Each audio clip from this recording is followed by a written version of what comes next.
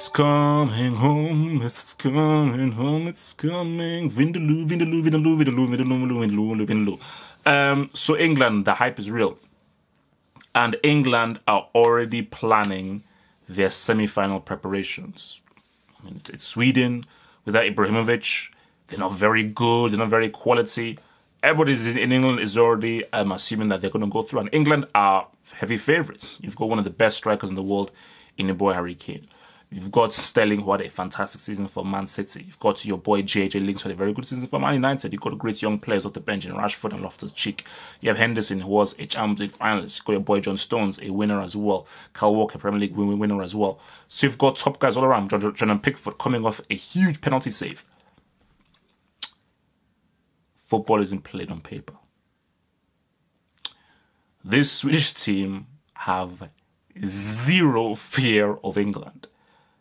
And between you and me, this Swedish team have a plan for England, and they are going in to win this game. Because I told you that Anderson manager, that Anderson coach Aaron there, when I just look at him, he's like, we topped a group with Netherlands, we knocked out Italy, we topped a group with Germany and Mexico. We're in the quarterfinals. We're not done yet. You know, and I get why England should be confident, but let's be real. And let's just do this. Let's just deal with the stats. So, England played Colombia. How many clear-cut chances did they create against Colombia? Because this is the point that McManaman actually made on ESPN FC. So, how many clear-cut chances did England make against Colombia? Colombia are not a defensive team. Sweden, along with Uruguay, are amongst the best defensive teams at the World Cup. So if you couldn't create that many clear-cut chances against Colombia, how many clear-cut chances are you going to create against Sweden, who are a quality defensive team? And if you know about Sweden, they use the ball very well and economically.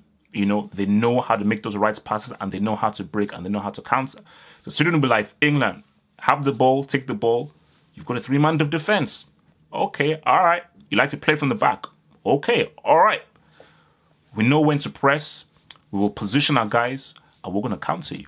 And we're going to test that three-man defense, and we can see whether your wing-backs can get back in time. We're going to use Forsberg, and Forsberg out wide, and Forsberg is going to try and find a bag, and we're going to hit those crosses into the box, and we're going to test how good this defense really is against intelligent economic play. But defensively, we're going to sit back, we're going to be organized, break us down. Who's your creative man? Who's your playmaker? We know what Harry Kane does. So this is going to be, I think for England, it's going to be a tough game for England. I think England will have possession of the ball.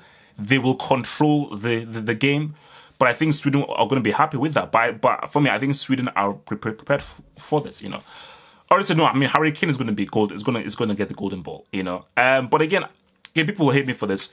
Harry Kane will get the goal. Will get the golden boots. But he shouldn't get the golden ball because Harry Kane hasn't been the best player. Same thing with Cristiano. All because you've scored goals doesn't mean you've been the best player. For me, the best players have been your boy Modric, your boy Coutinho, these kind of guys. So going back to the game, I think, you know, I see Harry Kane scoring again. I think homeboy could end up with 9 or 10 Gs. I think I put with 9 or 10 Gs. But I see this being 1-1. 1-1. Penalties. I may be the only guy who's going to say this, and I may be wrong, but this is just my gut feeling. Okay, I don't know the future, but this is just my gut feeling. I see Sweden winning on penalties. I see Sweden winning on penalties. For me, I just have a funny feeling that Sweden are going in as underdogs, and there's something about this Swedish team. There's something that this Swedish team have done.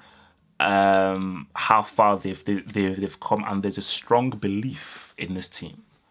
As in, there's a strong belief in this team. So I think Sweden are going to hold England on the way. They're going to frustrate them. They're going to defend with men behind the ball.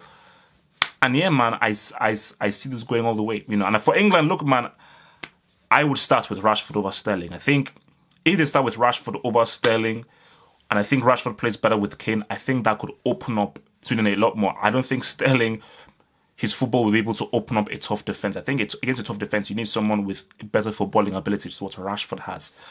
or Loftus-Cheek, but I think specifically Rashford. So I think I would either start with Rashford or bring in Rashford a lot earlier on in the second half to try and break down that Swedish defense. Because I mean, the Ramquist and all those boys, man, those guys can defend. So yeah, that's how I'm rolling with. But let's just see how the cookie crumbles. But yeah, man, should be a very interesting game.